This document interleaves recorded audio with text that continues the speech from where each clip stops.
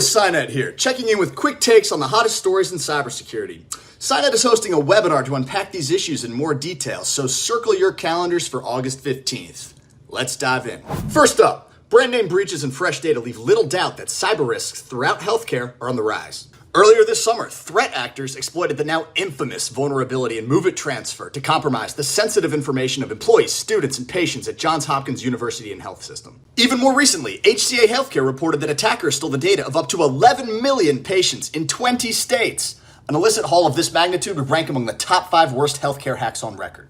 These breaches at prestigious institutions and national networks should absolutely reinforce the reality that this can happen to anyone. But it's also critical to consider the context from a cost perspective. The 2023 Cost of a Data Breach report found that data breaches cost healthcare organizations an average of $11 million. That's an increase of 53% since 2020. Small wonder then that breaches in healthcare are pricier than in any other industry. Now, obviously, that data might seem a little demoralizing, but the good news is there are steps security leaders can take to avoid being an easy target. It all starts with detection.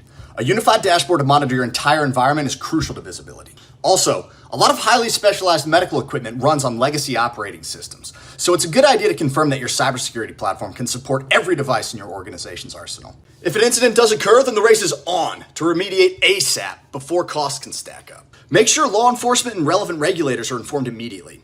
You should also leverage AI capabilities like automated playbooks to accelerate investigation and response for far faster results. Another thing to keep in mind is that security teams can engage a managed detection and response service, like SIOPS, for expert support to contain the incident, determine its cause, and close those gaps for good. Next up, let's look at RedEnergy, a sophisticated stealer-as-a-ransomware threat that has targeted energy, telecommunications, and industrial sectors in Brazil and the Philippines. Stealer-as-a-ransomware is a hybrid malware that simultaneously encrypts your files like a ransomware, but also swipes sensitive information from target systems like a stealer. Another alarming aspect of RedEnergy is its weaponization of LinkedIn pages. Threat actors hijacked reputable pages on the professional platform to redirect users to bogus landing pages. Once they reach the landing page, users are prompted to update their browser by clicking on a browser icon. That fateful click downloads a malicious executable, and the RedEnergy attack train is set in motion.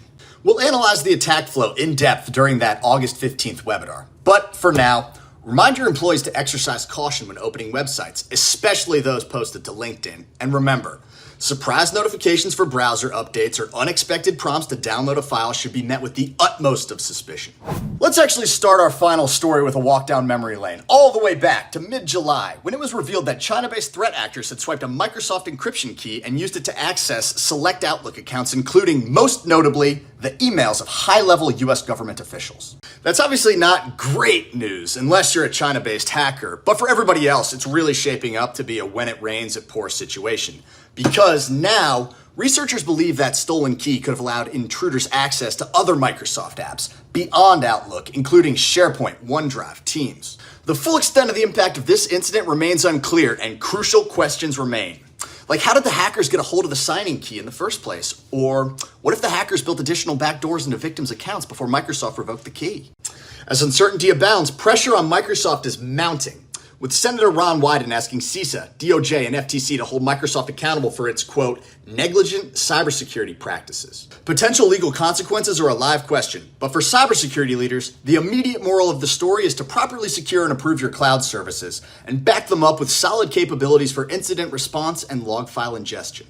Well, folks, that's a wrap for this rundown of cybersecurity scoops. As a reminder, Cynet will be hosting a can't-miss webinar on August 15th with expert analysis and advice to help you and your team navigate these threats. Until then, thank you for watching. Stay secure.